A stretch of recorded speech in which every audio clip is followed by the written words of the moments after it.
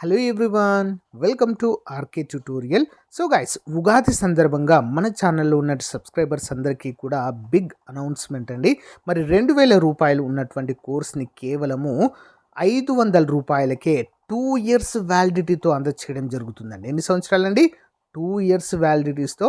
మరి ఇంత తక్కువ కాస్ట్ ఉంటుంది కదా కోర్సులో, మరి బాగుండవా అని చెప్పేసి డౌట్ రావచ్చు మీకు. సో గైస్, అందుకే ముందు డెమో చూసే అవకాశాన్ని మీకు కల్పిస్తున్నానండి. ముందు డెమో చూడండి, మీకు నచ్చితేనే తీసుకోండి ఫ్రెండ్స్. ఆల్మోస్ట్ హైదరాబాద్లోనే టాప్ ఫ్యాకల్టీ, 20 సంవత్సరాల అనుభవం కలిగినటువంటి ఫ్యాకల్టీ అండి. ఈచ్ సబ్జెక్ట్కి 20 సంవత్సరాల అనుభవం కలిగిన ఫ్యాకల్టీ చేత క్లాసెస్ చెప్పించామండి.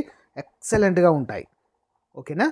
ఒకసారి మీరు డెమో చూసి తప్పకుండా ప్రతి ఒక్కరు కోర్సుని ఈ ఆఫర్ను ఉపయోగించుకోండి, ఉగాది ఆఫర్ని. ఓకేనా? 1000కి పైగా క్లాసెస్ ఉంటాయండి.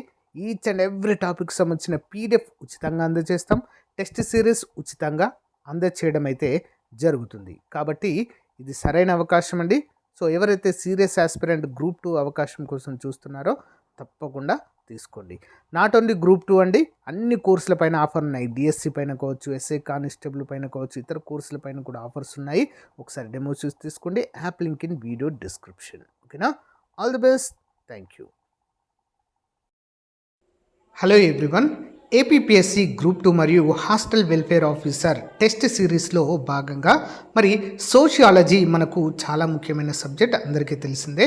దీనిపైన మనము రెగ్యులర్గా టెస్ట్ సిరీస్ అయితే తయారు చేస్తున్నాము కదా, డైలీ క్లాసెస్ కూడా చూస్తున్నాము.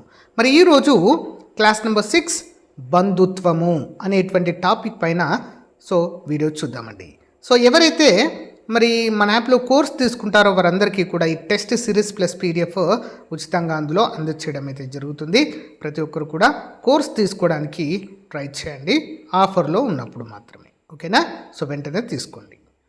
క్వశ్చన్ నెంబర్ 1, వివాహం వల్ల కానీ రక్తబంధం వల్ల కానీ ఇద్దరు వ్యక్తుల మధ్య ఏర్పడిన సంబంధాన్ని ఏమంటారు? వివాహం వల్ల కానీ రక్త సంబంధం వల్ల కానీ ఇద్దరు వ్యక్తుల మధ్య ఏర్పడ్డ సంబంధాన్ని ఏమంటారు? బంధుత్వము అనే పేరుతో పిలుస్తారు. బంధుత్వము. నెక్స్ట్, 1861లో భారతీయ పితృస్వామ్య విస్తృత కుటుంబాలపై అధ్యయనం చేసిన ప్రముఖ శాస్త్రవేత్త ఎవరు? ఎవరండి? Option A sir Henry Maine. Sir Henry Maine అనేటువంటి శాస్త్రవేత్త. నెక్స్ట్, సర్ హెన్రీ అనే ప్రముఖ మానవ శాస్త్రవేత్త మొదటిసారిగా బంధుత్వం అనే పదాన్ని ఏ గ్రంథంలో ఉపయోగించారు? బంధుత్వం అనేటువంటి పదాన్ని ఎక్కడండి? ఆప్షన్ బి ప్రాచీన చట్టంలో ఉపయోగించారండి. ఇక్కడ ప్రాచీన చట్టంలో. నెక్స్ట్, 1865లో ప్రముఖ మానవ శాస్త్రవేత్త మెక్ లేనన్ ఏ గ్రంథంలో మాతృవంశీయ సంబంధాలను విశ్లేషించేటప్పుడు బంధుత్వం ప్రాధాన్యత గురించి పేర్కొన్నారు? ఆన్సర్ ఆప్షన్ సి అండి, ఆదిమ వివాహము. ఏంటండి? ఆదిమ వివాహము. నెక్స్ట్ వన్ చూద్దాం. మానవ బంధుత్వాలను ఎన్ని రకాలుగా ప్రముఖ శాస్త్రవేత్తలు అధ్యయనం చేశారు? ఆన్సర్ ఆప్షన్ ఏ అండి, 2. ఏనండి? 2 రకాలుగా. నెక్స్ట్ వన్, అదేంటి? 1 వైవాహిక బంధుత్వము, 2వది ఏకరక్త బంధుత్వము. గమనించాలి. నెక్స్ట్, క్రింది వాటిలో సరైన సమాధానము ఎంచుకోండి. ఆన్సర్ ఆప్షన్ డి అండి, ఏ మరియు బి 2 సరైనవి. చూద్దాం. వైవాహిక బంధుత్వము వివాహం ద్వారా ఏర్పడుతుంది. ఏకరక్త బంధుత్వము తల్లిదండ్రుల నుండి సంతానానికి ఉండేటువంటి సంబంధము. 2 రకాల సంబంధాలు అయితే, బంధుత్వాలు అయితే ఉంటాయని మనం తెలుసుకున్నాము. ఒకటి వైవాహిక మరియు ఏకరక్త. నెక్స్ట్, జన్మప్రాప్త కుటుంబం లేదా జన్మ కుటుంబం అనగా క్రింది వాటిలో దేనిని తెలియజేస్తుంది? జన్మప్రాప్త కుటుంబం లేదా జన్మ కుటుంబము. ఆప్షన్ డి అన్నీ సరైనవి. వ్యక్తికి జన్మనిచ్చినటువంటి కుటుంబము మేనరిక వివాహాలలో రక్తసంబ బంధుత్వాలలో కనబడుతుంది. దీనిలో దంపతుల మధ్య ఉండే దాంపత్య సంబంధము తెలుపుతుంది. దీన్ని మనం ఏమంటాము? జన్మప్రాప్త లేదా జన్మ కుటుంబ సంబంధంగా చెప్పుకోవచ్చు. నెక్స్ట్ వన్, బంధుత్వం యొక్క స్థానాలను అనుసరించి 3 రకాలుగా విభజించవచ్చు. అయితే క్రింది వాటిలో సరైన సమాధానం ఏంటి? బంధుత్వం యొక్క స్థానాలను అనుసరించి ఎన్ని రకాలుగా విభజించవచ్చు చూద్దాం. ఆప్షన్ డి పైవన్నీ సరైనవే. చూద్దాం. ప్రాథమిక బంధుత్వము జీవిత భాగస్వామి, తల్లిదండ్రులు, పిల్లల మధ్య ఇది ఉంటుంది. ఓకే, జీవిత భాగస్వామి మరియు తల్లిదండ్రులు, పిల్లల మధ్య ఉంటుంది. ద్వితీయ బంధుత్వం అంటే ఏంటి? ఒక వ్యక్తి యొక్క ప్రాథమిక బంధువు నుంచి వచ్చే బంధుత్వము. నెక్స్ట్ తృతీయ బంధువు అంటే ఏంటి? ఒక వ్యక్తి యొక్క ద్వితీయ బంధువు యొక్క ప్రాథమిక బంధువు. ఓకే, వీరినే తృతీయ బంధువు అంటారు. నెక్స్ట్ వన్, ప్రాథమిక బంధుత్వంలో ప్రతి వ్యక్తికి జీవిత కాలంలో ఎంతమంది ప్రాథమిక బంధువులు ఉంటారు? ప్రాథమిక బంధుత్వంలో ఒక వ్యక్తికి జీవిత కాలం అంతటా ఎంతమంది ప్రాథమిక బంధువులు ఉంటారండి? 8 మంది ఉంటారండి. ఓకే, 8 మంది. నెక్స్ట్ వన్, ద్వితీయ బంధుత్వంలో ప్రముఖ శాస్త్రవేత్త మోర్డాక్ వివరణ ప్రకారం ప్రతి వ్యక్తికి ఎంతమంది ద్వితీయ బంధువులు ఉంటారు? ఆప్షన్ ఏ 33 మంది ద్వితీయ బంధువులు ఉంటారు. నెక్స్ట్, ద్వితీయ బంధుత్వంలో ముర్డాక్ వివరణ ప్రకారం ప్రతి వ్యక్తికి ఎంతమంది తృతీయ బంధువులు ఉంటారు?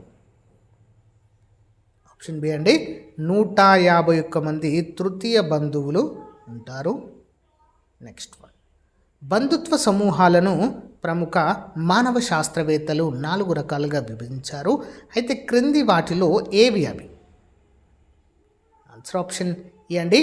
ఇవన్నీ కూడా సరైనవండి. పైవన్నీ కూడా వంశము, గోత్రము, గోత్ర కూటమి, ద్విశాఖ, ఇవన్నీ కూడా మరి 4 రకాల బంధుత్వాలుగా మనమైతే చెప్పుకోవచ్చు. బంధుత్వ సమూహాలు ముఖ్యంగా చెప్పాలంటే. ఓకే, నెక్స్ట్, ఏకరక్త బంధుత్వం కలిగిన కుటుంబాల కలయికను ఏ పేరుతో పిలుస్తారు?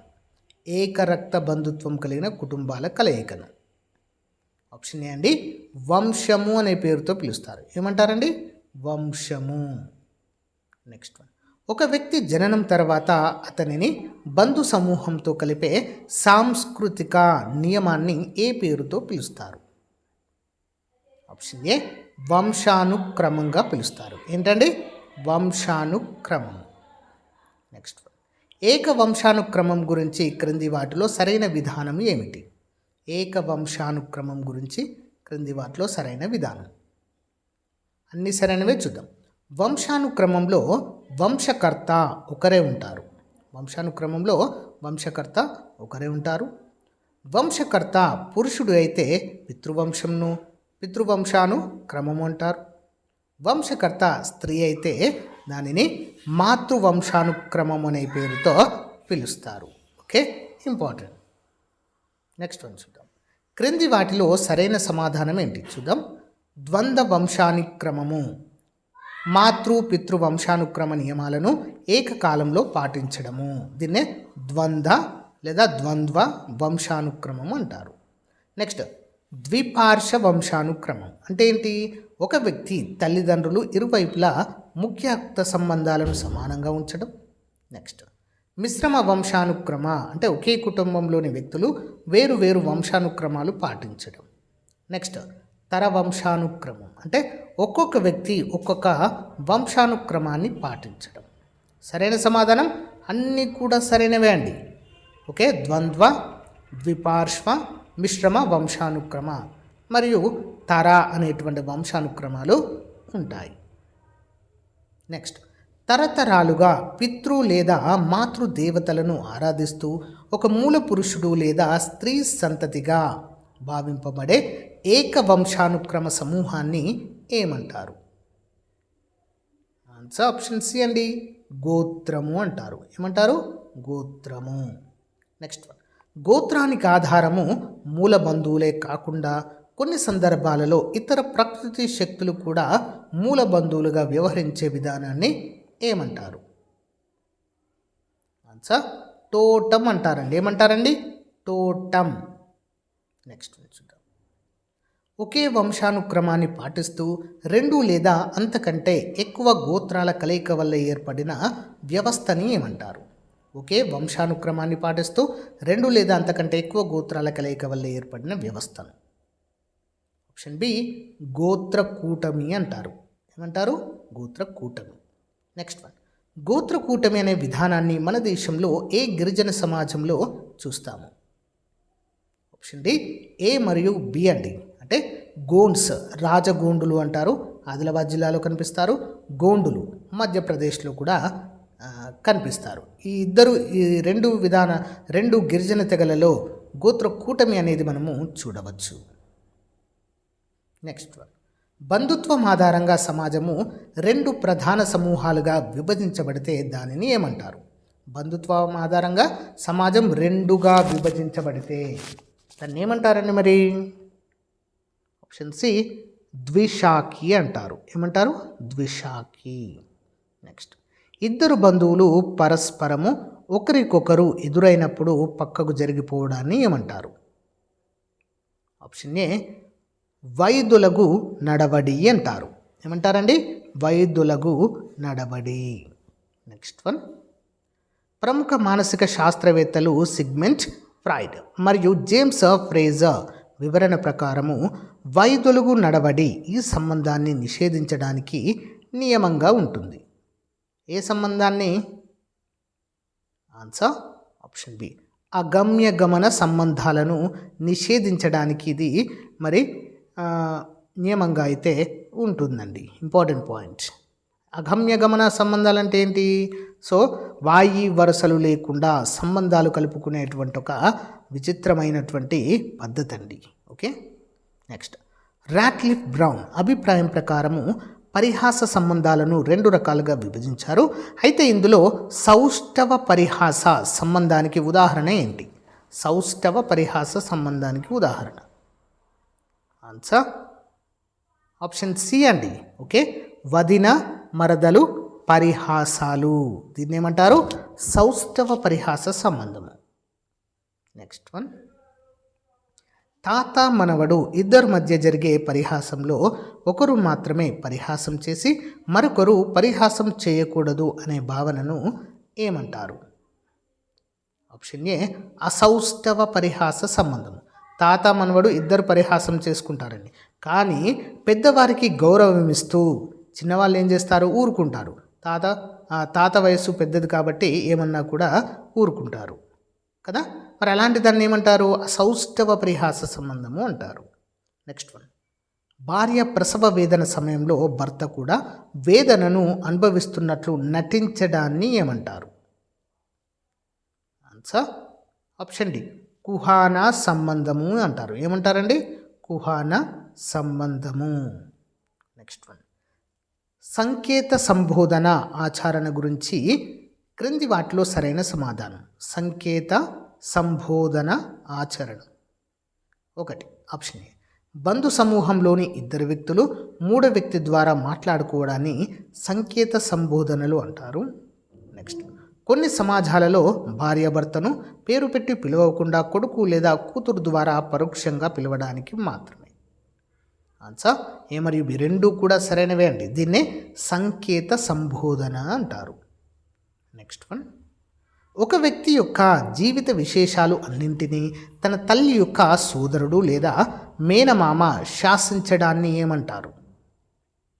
ఆన్సర్ మాతుల అధికారము. ఏమంటారండి? మాతుల అధికారము.